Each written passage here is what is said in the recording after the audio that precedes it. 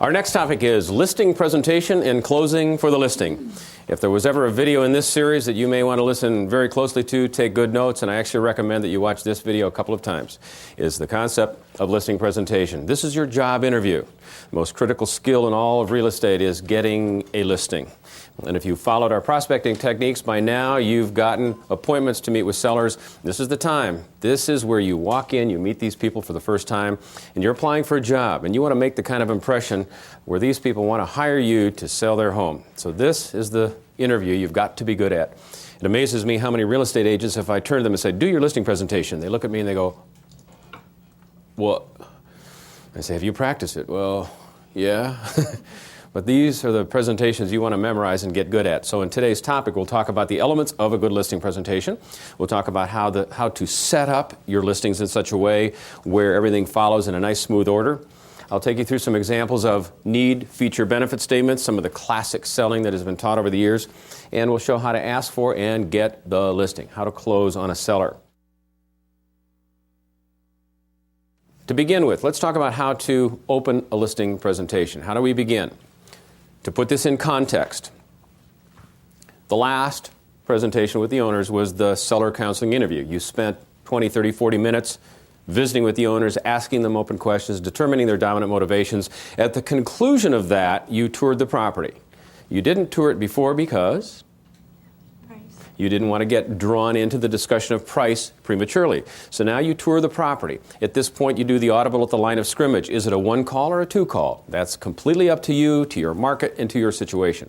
So at this point, if it was a one call approach, we just did our seller counseling interview and tour, and we go back to the same place, sit down and do a listing presentation. If it's a two call, you went back to the office, prepared a marketing plan, competitive market analysis, and you have returned. So when you return, we've got to open the presentation. At this point, I recommend some form of visual listing presentation book or manual or chart. Like each of you to think of the last time you were at a checkout counter and you had just purchased some materials and you had your check filled out and you're waiting, and the clerk says, and your total is $127.38. How many of you, before you write in the number, have to look up and see the amount on the cash register? Why do you do that? To make sure it's right, to see it. Most of us, 83% of learning is visual, which means I need to see that digit and then I can write it down. So just telling your seller certain things is not as powerful as actually showing it to them. 83% of human learning is visual. So use that in your presentation. As we go throughout today's video, you'll see different charts and graphs that we use, and in some of the student materials, we'll provide that. But it's critical that you use visual. What should be in that? Sample feature sheets, mortgage information. You could put in a sample classified ad or marketing materials that you've done.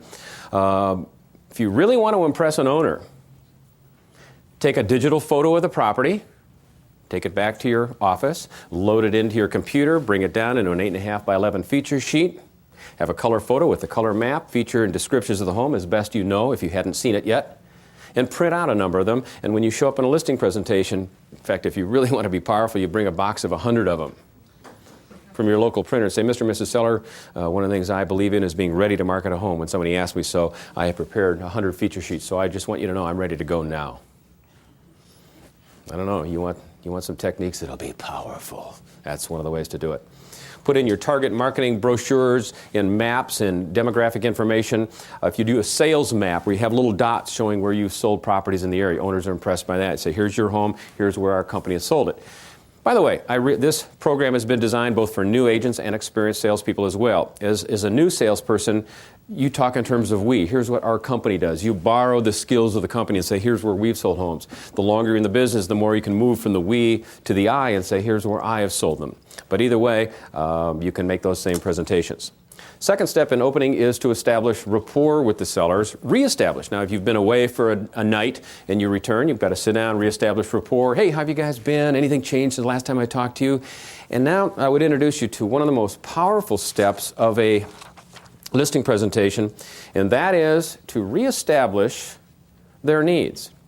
This is where you sit down with them and say, Mr. and Mrs. Seller, before I proceed, what I would like to do is just to review your situation to make sure that I understand it.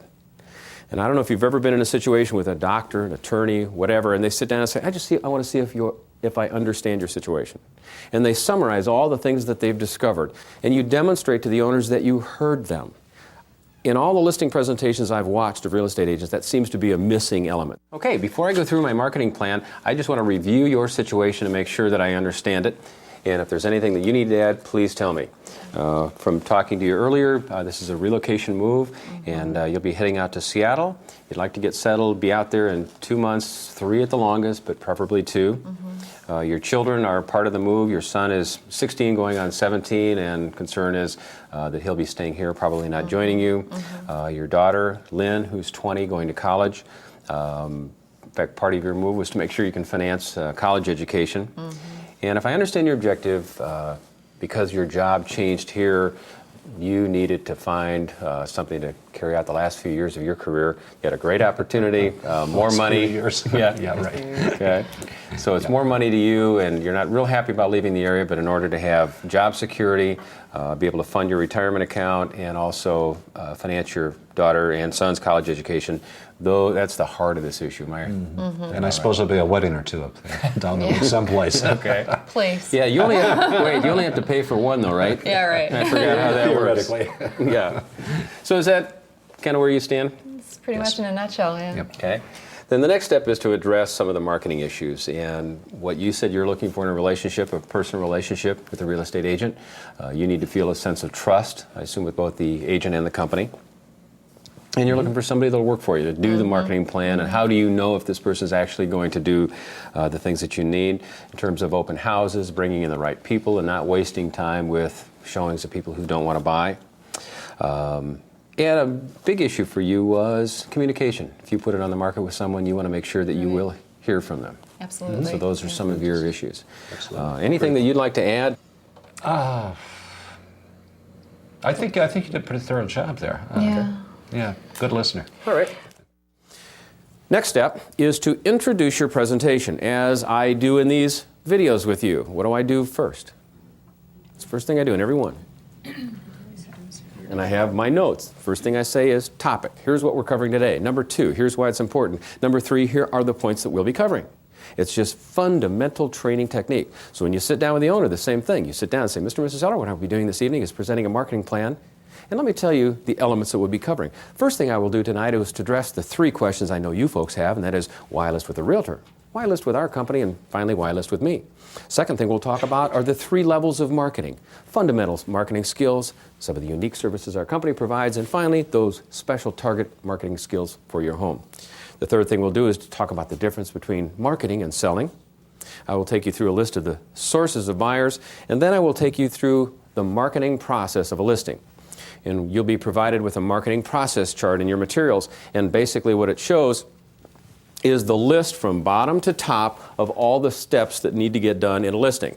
And what we want to end up with is net equity, and in this marketing process chart we show all the steps that need to be done to sell your home. The reason for that is twofold. Number 1, it gives you a track to run on. If you say, here's the 9 things that have to be done, now when you do a listing presentation, you could say, here's the 37 things our company does. So perhaps this is the need to have a closed transaction. Here's what we do to ensure that. Frequent contact with lenders, in-house closing transaction coordinator, things like that. And you describe that. The other benefit of the marketing process chart, I was talking to a person once who had a clutch put in their car, and it charged them $1,000 for a clutch. And they were like, $1,000 for a clutch? What's with that? And they said, how much does a clutch plate cost? And I said, clutch plate, I don't know, just the disc itself is, I don't know, $20, $30. Well, then why does it cost $1,000? Not that big a deal, is it? Well, let me just tell you what has to happen. First of all, in order to get the clutch, you have to pull out the pressure plate, which is on the flywheel. In order to do that, you have to pull off the bell housing. Do that, you have to slide out the transmission. Before you can do that, you have to pull off the shift linkage and all the attachments that go to that. Then before you do that, you have to pull the yoke out of the back, which means you have to remove the half shaft, which means you have to take off the U-joints and the U-bolts, and all that pulls out, and then the transmission's got to be supported by, and they said, all right, I get your point. And the problem is, we make this business look so easy to go, that much money? Well, you didn't do anything. It wasn't that long, all right? So part of demonstrating a marketing process chart is to say, this is the stuff I'm going to be doing. And if you're working with a for sale by owner, what else do you add by showing this? If they have any thoughts of being for clutch by owner. They get the point. There's a lot going into this because these are steps that have to be done regardless of who sells it. So that's the purpose of the marketing process chart. As I talked in the previous session, divulging a weakness early is a way to establish some trust. You might start and say, Mr. and Mrs. Eller, I just need you to know something before I begin. There's a lot of different companies, a lot of services, and a lot of different fees charged for it. We are certainly not the lowest price provider. Frankly, I think I'm probably the highest priced agent you'll be talking to. Just float that out there. An example I use of doing this is, any of you in here play hearts? Anybody play hearts? Divulging weakness is like sloughing a low heart before you are going to shoot the moon. Okay, those of you watching this video don't play hearts. This isn't going to work for you. But you've been dealt the ace, king, queen of hearts, but you have the 7. You go, 7, that's a killer, right? So what do you do with the 7? You think, I've got to shoot because I've got the highest of all hands, so you take the 7 of hearts and you go, you're going, well, if they jump on it, I'm out of the lead, doesn't matter. If they don't, yes. See, somebody jumps in, they do a 5, then they do a 7 and a 2, and you go, yes. And you've got the thing covered. That's kind of like leading with an objection early on. You just float it out there, see if it's going to be a problem. And if it's not, yes, I've got this listing. I might as well just tell you right off the bat, the market is very busy, and I do a lot of business. And one of the accusations I guess I get is people say, oh, we can never get a hold of him. And I will tell you now that's probably true. I've been very busy, and the reason that I'm difficult to get a hold of during the day is that the market, because I'm busy working on selling listings. Now I have an assistant that will stay in touch with you, and one of the things I will do is schedule an appointment to give you feedback, bare minimum once a week. Now if you need to, I don't need to over dramatize this, but we've got a lot of business. We're taking care of a lot of people today. So you've done 2 things. Number 1, you just divulge a weakness, which establishes trust. Number 2, you precondition an objection. Next thing is we need to create acceptance. We need to have these people accept that we are the best company. And as we talked in earlier tapes, we talk about how people move towards pleasure and away from pain. But also, pleasure and pain are relative. So what we want to do in the pleasure-pain analysis is when you are presenting your marketing plan, you can say things that, Mr. and Mrs. Seller, this moves you towards pleasure. By listing with us and marketing right, we can sell your home very quick for the most amount of money, which means you can afford to move into your new home as a builder. You'll be able to get your kids settled in school. Oh, you'll finally be able to get settled in that job. And what you do is kind of take these people up to being normal to really being happy. On the other hand, one of the best ways to sell is to pain, the horror. By saying, if you don't do something, you're going to end up down here. If you overprice it, you folks are going to be on the market for perhaps 6, 7, 8 months like some of these homes, and you're going to have to clean it. You're going to have to hire a maintenance company. You're going to have to get this insurance. You're going to have to do that. You're going to have to do this. So what you do is you take them back down to, being unhappy. So the question is, what sells better, appealing to pleasure or appealing to pain? As real estate agents, you have 2 pink slips in your box. One says, thinking of listing his home, please call. The other pink slip says, wants to back out of transaction, please call. Which one do you call first? Most of us go to the pain, the fear of loss. We'll protect our losses. There was an example done, I was listening to a tape by Dr. Robert Cialdini who tested this theory, and they were selling insulation to a neighborhood. And on one side of the neighborhood, they said, by purchasing our insulation, you'll be able to save $1 a day. On the other side, they went down and say, at the present age of your home, you are losing $1 a day going right out your windows in insulation by having old insulation. You could stop that loss by buying our insulation. Guess which side bought more insulation? Psychologically appealing to loss. Now, by the way, it's kind of a base level to sell to. I don't like selling to loss, so I don't overdo it. You've got to be very careful with it, but in a subtle way. It's even like when you use consumer videos. There's 2 ways to present a video. One, you could say, you know what, if you watch this video, it's only about 18 minutes, and it'll save you an hour tomorrow night. Another way to present it is, I'm going to send over to you a video that I'd like you to watch. It's only about 18 or 20 minutes. And if you don't get to watch it, it'll take me an extra hour to do the presentation. You see? Very subtle differences. Which one gets a better response? Test them and see. So in this presentation, we want to present benefits. What's the difference between a feature and a benefit? A feature is what something is. A benefit is what it does for you. A feature is fireplace. What it does is warm, crackling, glowing fires on a cold winter night. That's the benefit, the joy. You don't just say, we are a big company. You sell, because of the size of our company, we could tap into more buyers than anyone else. And you know what that means to you? You guys will be up at your lake, skiing, having fun. You guys have a great time. We'll be back here selling your house. Sell to the emotion. Now we go through need, feature, benefit statements, where the idea is you first of all summarize the need. Then you present the feature, and then you describe the benefit. The need is when these people, this is how they feel the pain. The feature is what a property is, and the benefit is what makes them happy. And we go around this loop. We state the need, we cite the feature, and relate the benefit. Advertising does this. You watch any commercial. A couple wakes up in the morning, husband and wife look at each other in the morning and go, good morning, honey, and he or she goes, ah.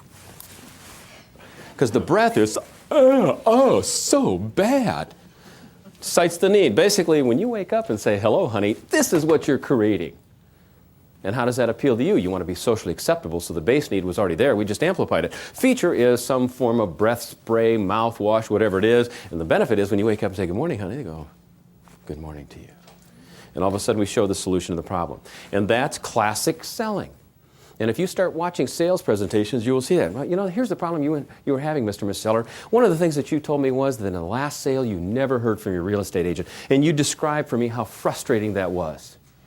One of the features we provide is a written guarantee in our 29-point selling plan that we will follow up with you every single Monday night, plus we will mail you copies of our advertising, and we will give you an opportunity to hear the feedback on your property. The benefit to you is you'll have the peace of mind of at any given point in time know exactly how the marketing is going with your home.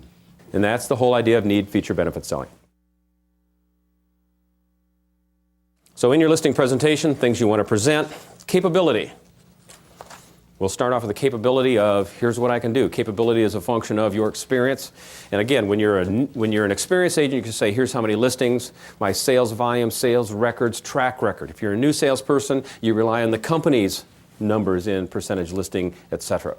Talk about any kind of seller service assurance. I think people talk about 29-point marketing plans, things like that. Also, in your listing presentation, you go through the marketing materials that your company uses. Talk about the communication with your seller, relocation policies that you have and how you tap into that, and target marketing. Target marketing is a technique that endears yourself to the seller and creates credibility. A story that would exemplify this. A number of years ago, I met an old fraternity brother of mine on a flight. And I said, where are you going? And he described his company. He said, I'm doing research for Wendy's hamburgers. I said, really? I said, I go to Wendy's all the time. And he says, let me guess, you go to Wendy's about between 1 and 1:30, you order double quarter pounder with cheese, you get the medium fry, and you get one of our medium Frosties. You take it back in the car, and you eat it at your desk. Is that right? And I went, yeah, how'd you know that? I said, Wendy's paid us $1 million to figure that out. And I remember that feeling of being impressed that he knew that much about my dining habits at a fast food place. So imagine if you sit down with a seller and say, you know, Mr. and Mrs. Seller, in order for me to help sell your home, I should know who's going to buy it. And I've taken the liberty of doing a target market research and taking a look at the demographics. And in your particular price range, we are estimating that the buyer will be in their late 30s to early 40s. They will probably be married with 1 or 2 children. They will be in a professional occupation. Their income will be between $140,000 and $160,000. That is what is required to purchase your home. And we have designed now the medium and the marketing plan to reach this specific person. What do you think a seller would say to that? I'll be impressed. Even if that's not the person who ultimately buys it, because there's a 30% chance it's somebody else, the fact that you thought it through and designed a marketing plan for that. Because then the next agent comes in when you're in competition, which you will be on most of your listings, they turn to them and say, well, who do you think is going to buy our house? You never know. You know, we just put on that multi-list, hope somebody buys it. And I might be exaggerating, but that's how they may look when you are this professional. And finally, you want to talk about any unique selling proposition that you or your company has. When I get later into commission objections, I will be talking about the concept of commodities. The definition of a commodity is a non-differentiated product or service. There is no difference between yours and someone else's. Examples of that would be RAM for your computer. For some people, airline seats fit commodity. Precious metals, fruits, vegetables, pork bellies, aspirin. There is no difference between them. How do you choose which commodity to buy if there's no difference? Need? You need them all. You need aspirin, you got 3 aspirins that are the same. You got product A, B, and C. You need aspirin. Price becomes the way that you differentiate a commodity. And what I'm leading you to here, and this is a very important part of this, and I would ask that your trainers and managers take what I'm saying now, maybe even stop the tape and ask the audience, hey, what makes us different? What makes us better? What is our unique factor? Because if they interview 3 real estate agents and a husband and wife say, well, who do you want to list with? Well, I don't know. They all seem the same to me. They all love houses and they all love people, which means they probably haven't worked with any. 24 hours a day, 7 days a week, they all say the same thing. They're professional. And I heard so many presentations, and you know what? You could line them all up and they're the same thing. And some of these owners go, who do you want to hire? Well, I don't know. How about the one with the prettiest card? And that's the problem. There is very little perceived difference between real estate agents. In your heart, you know you're different, you know you're better, but if they don't know it, it doesn't matter. So your mission is to demonstrate some kind of value added. So when an owner says, well, we talked to another company and they said they would charge less commission, then you can combat that. Because otherwise you will get commission objections. So you need to differentiate yourself in 1 or 2 or 3 ways, as many as you can. And let's take a look at a real listing presentation. Well, it's interesting. The questions you ask are the ones we know owners will ask, and they want to know, why should I list with a real estate company? Why should I list with my specific company? And why should you list with David Knox? And my mission tonight would be to answer those 3. And when I take a look at a marketing plan, I break marketing down into 3 areas. First of all, basic marketing, the kind of marketing that virtually anyone can do. There is no difference between me or a real estate company, and sometimes even the owner themselves. Talk about some unique marketing that our firm does, and finally what I call targeted marketing. What's the uniqueness of yours? That's what I need to demonstrate to you, because your question is, why should you list with me and my company? Right. And I need to differentiate, what is it that we do that would be different or better than someone else? In terms of what are the basic, putting a yard sign, not real original or unique, putting a classified ad in the paper, holding an open house, or even putting in multiple listing service. I will just tell you, any company can do those 4 things. Okay, so those are pretty basic. However, even though those are basic techniques, one of the ways that we make advertising better is we have no one single ad will sell your home. I don't know if anyone's told you this, but less than 2% of homes are ever sold off a specific classified ad. However, the collection of many ads creates telephone calls of prospects that we can send to the right property. Well, what are the chances? Do you have any statistics about drive-bys, signs in the yard, telephone number, the agent and stuff, and how effective that is? And yes, I are do. people looking for neighborhoods, basically? Well, yeah. People certainly shop by location. That's one of the most important things they do. And in terms of sources of business, I'm glad you asked. 55% of real estate is sold through agents. All of our sources are direct marketing, direct mail, databases, sphere of influence. Signs actually do create 16% of the sales. But a major point here, they may not buy the sign that they called on. They may have come to us through a for sale sign, and typically when people call on a sign, they end up buying down in price. They see a home and they say, oh, that's beautiful, I'd like to buy it. And they say, how much is it? We say, well, it's $1.9 million. $1.9 million? Gosh, we can only afford $100,000. And when they call on an ad, it's the other way around. So the signs and ads won't sell the direct property, but the collective benefit of them will produce some activity. Let me give you an overview of the marketing process. At the top, what sellers really want is net equity, and you've said that to me, both of you. Net equity, how the cash you end up with out of here, that's really where the rubber meets the road. That's what you want to do. But the steps to get you here, that's what real estate agents do. Those are all the steps that we take. We've got to have a closed transaction. And you may not know this, but anywhere from 4 to 6% of the sales fall through even after they're sold. And because they couldn't get financing. There was something wrong with the title. So my job as a professional agent is to make sure that once it sells, it actually closes. Yeah, I would hate to have something fall apart at the last minute. Yeah. So part of what we do is make sure that the buyers that we work with are qualified, that the financing gets secured, and our in-house closing department and transaction coordinators make sure that this happens. Okay. Or if it's not going to happen, we find out soon enough, or we haven't wasted 2 months of your life. And when I bring in a purchase agreement to you, we'll have a pre-approval letter from a buyer in most cases. We'll do a financial qualifying interview with them and to make sure that this, for you, that you're not in the 6% that doesn't close. Getting a purchase agreement signed and demonstrating your home, the skills necessary to find the right buyer and ask them to buy a property and give us a deposit. Those are the skills that you pay a company to do, to negotiate those things.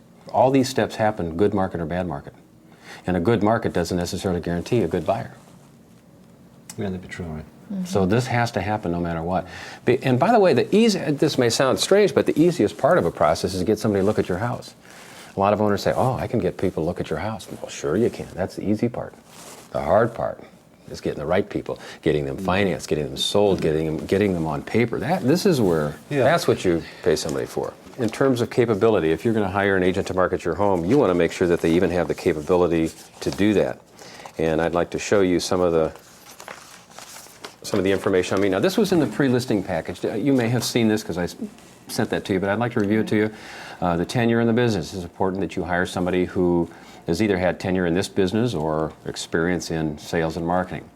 The education that I've gone through, we have required continuing education and designations that indicate the skill level and the competence to make sure. So when we talk in terms of trusting a real estate agent, these are the kinds of things that help you. Do all agents go through these designated No, they don't. things? And Okay, that's so the point. what is one of the everybody most important things that we should look for in this then? I think you need to make sure that they have at least this level of designation Okay. and that they have this basic education. Okay, and you have this one? Yes. Okay. Okay.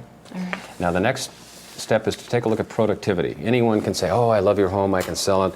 But the bottom line is the best predictor of future behavior is past behavior. And I'd like to take you through the sales volume of both our company and of myself. Okay. And you can see our sales volume has been one of the most dominant in the area. And when you're above this level, you're in some serious territory. That's impressive. And the transactions that I've done over the last 5 years, we have hundreds of these that we have done. And our company is very proud of this number, the list to sale price ratio.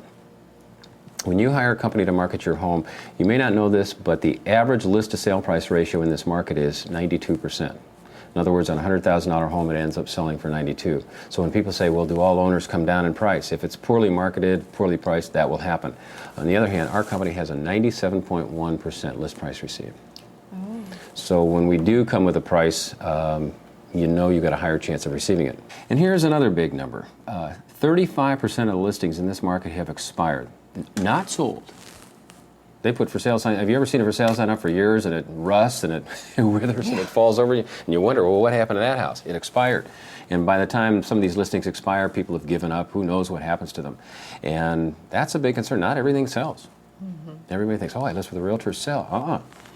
We are proud to tell you that 94% of the listings that we put on the market do in fact sell. We do have our expirations too. We're not perfect. So some of ours do expire, but it's nowhere near the market.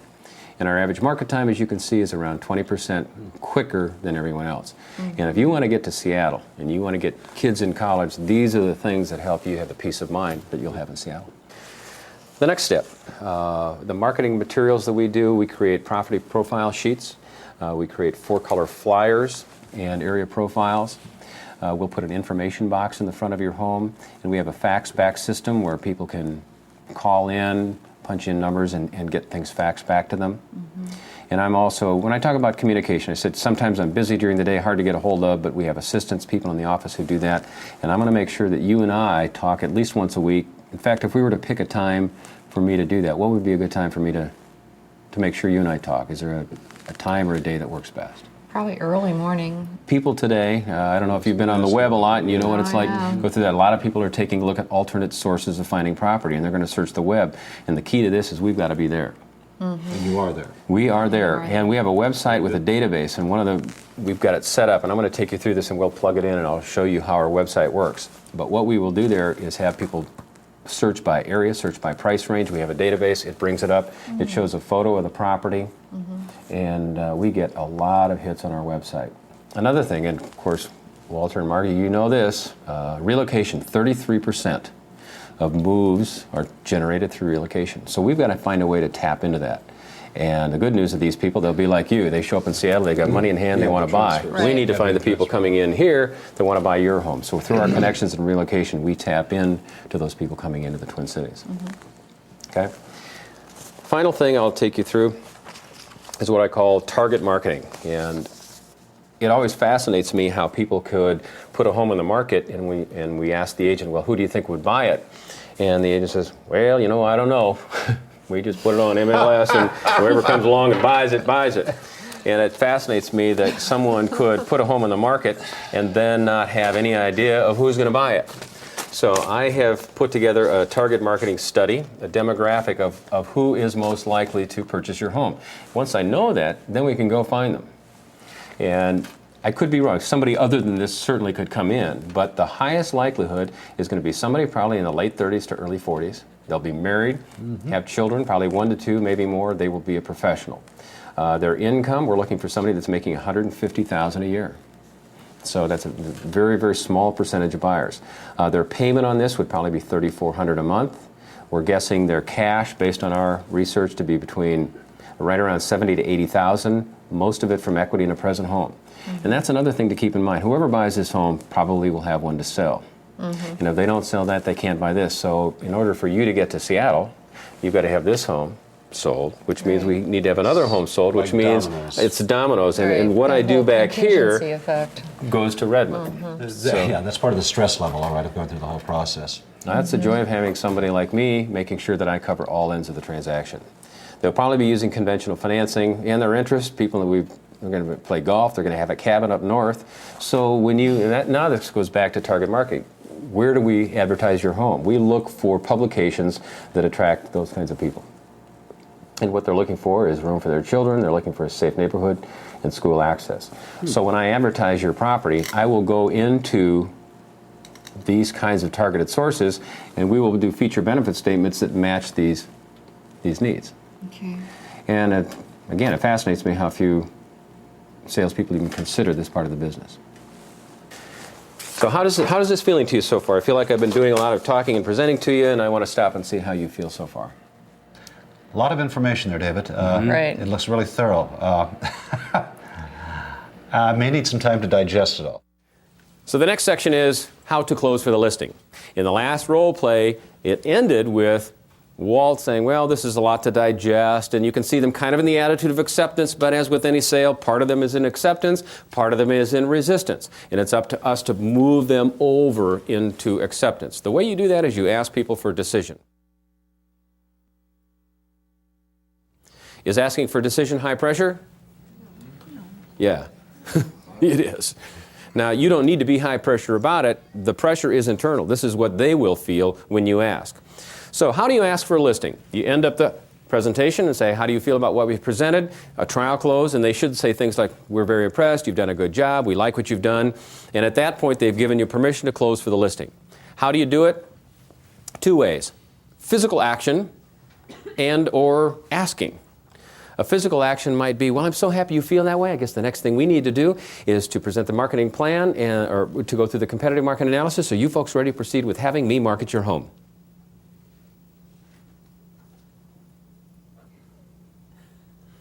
And I will wait for that answer.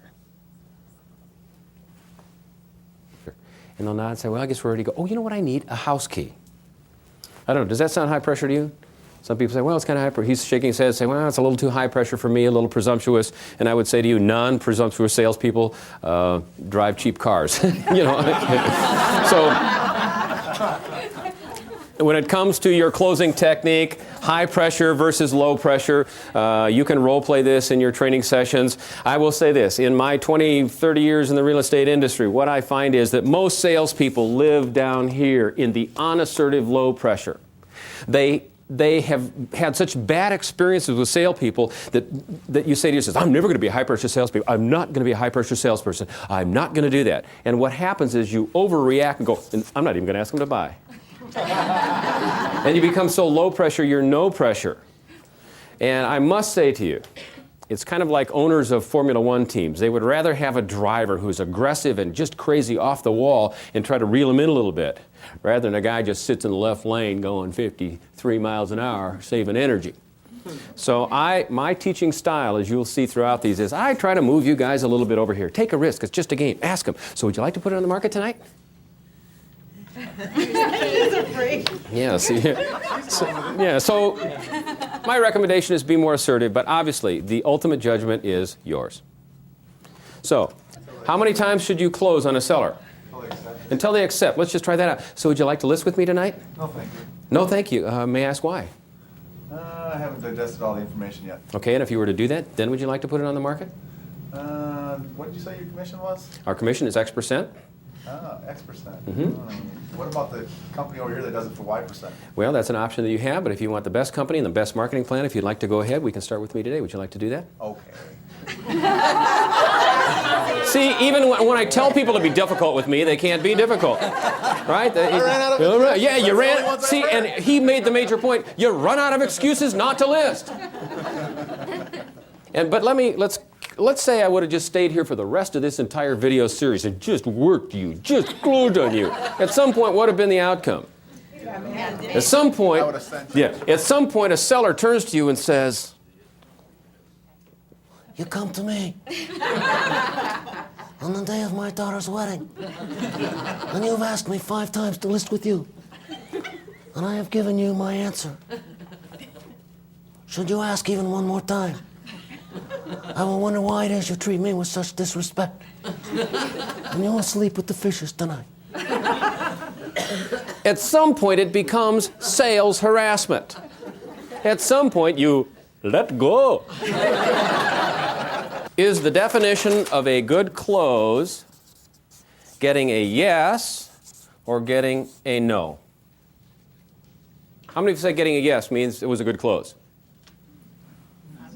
What? You look at me like what? Is this a trick question?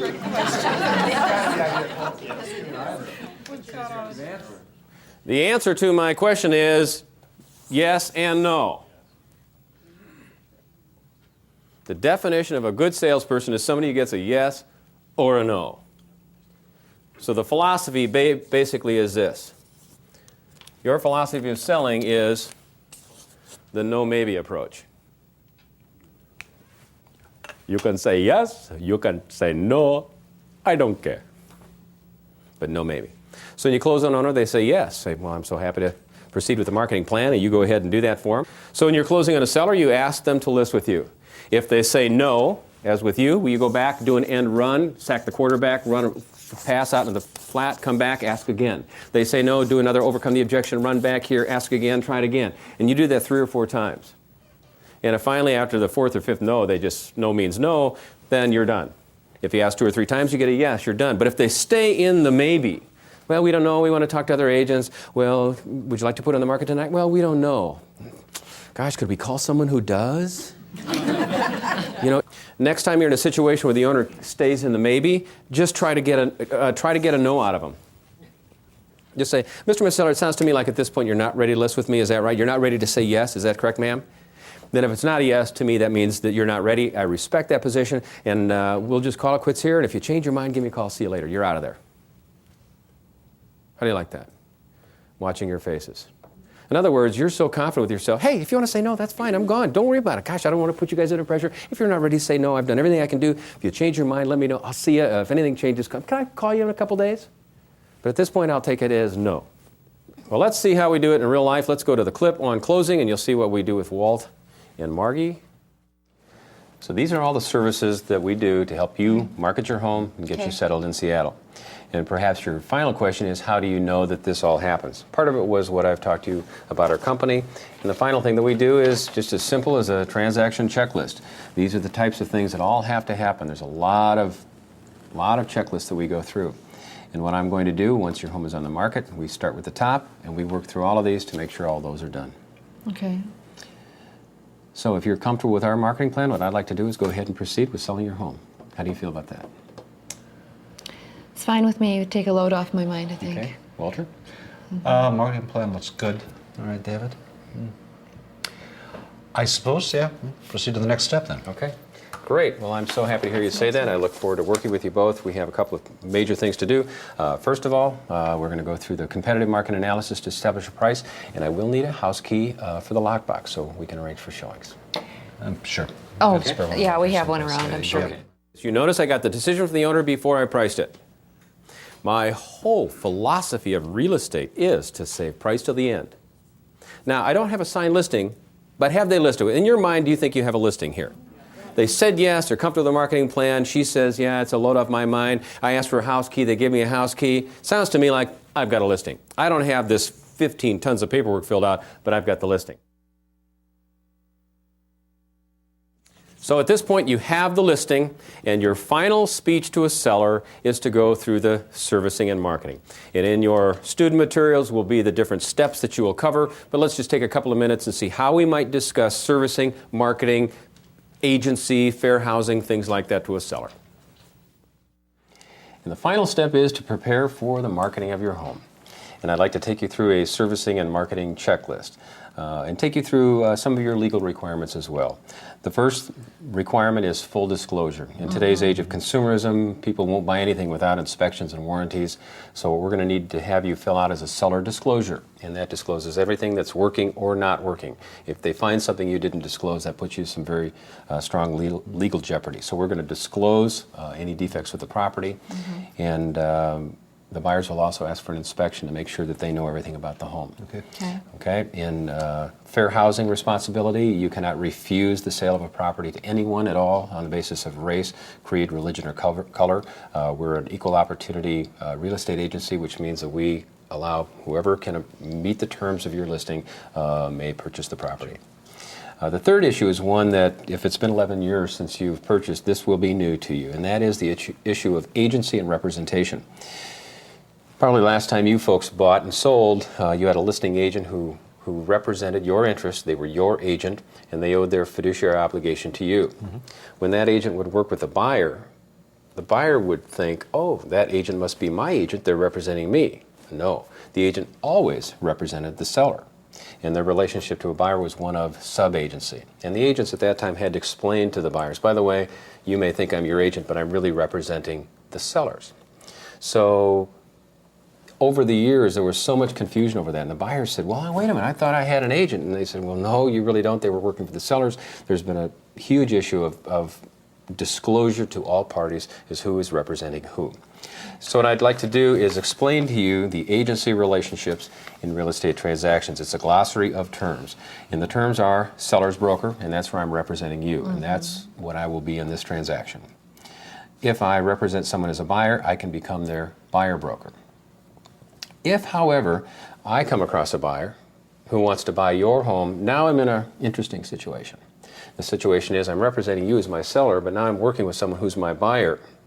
And if that happens, I have to do a couple of things. First thing I have to do is disclose a dual agency relationship so everybody knows where they stand and gain your agreement as to whether or not I should be in a dual agency position, whether that buyer should actually be passed to someone else to represent them. And the other option is a non-agent position. Have you ever gone into a home where the real estate agent or the owner follows you around and talks while you're in the house? It's unnerving. Do you like that? No, not at all. No, you know what? That hasn't changed. People still don't like it.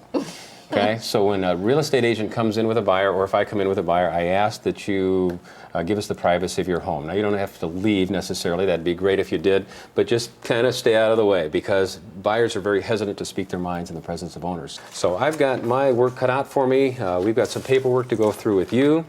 I need to do, this is the disclosure form I need you to fill out. I'm going to have you do paperwork on the listing agreement with sales helps, room sizes, and this is what gets it out to all the other brokers so they know your home's for sale. All right. So let's get started now. Okay. Okay. You want to sign first? Oh, ladies first. All right, listed, sold, and prepared. And obviously there's a lot more information to go through, as you know from your materials, in the servicing and marketing of a listing. And again, for all of you here and for those of you watching, the whole discussion of agency, the odds of this discussion being correct in your market is 1 in about 74. So please talk to your trainers and managers and discuss agency. It is not my role here to teach agency, only to show some ways to present it.